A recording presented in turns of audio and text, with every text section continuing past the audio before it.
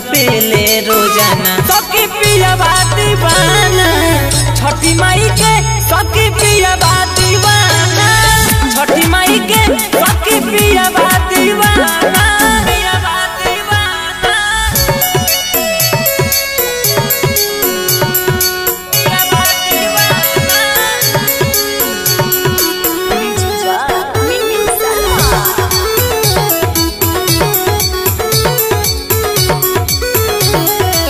छठी माई से बंधही आई लागो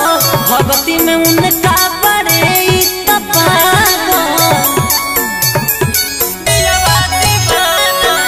छठी माई से बंधही आई लागो भगवती में उनका बड़े हो पागो हमें पुजारी उता उनकर पुराना सखी पिया दीवाना छठी माई के सखी पिया दीवाना छठी माई के सखी पिया दीवाना छठी माई के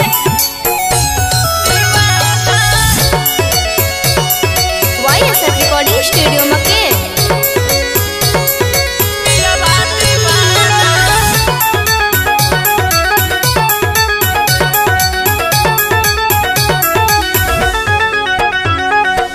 रितेश बलमुआ तो जाई के घाटे उजल विकास भुवर के साथे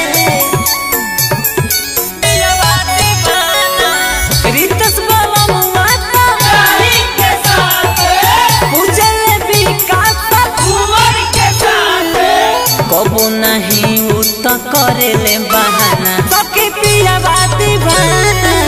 छठी माई के सखी पिया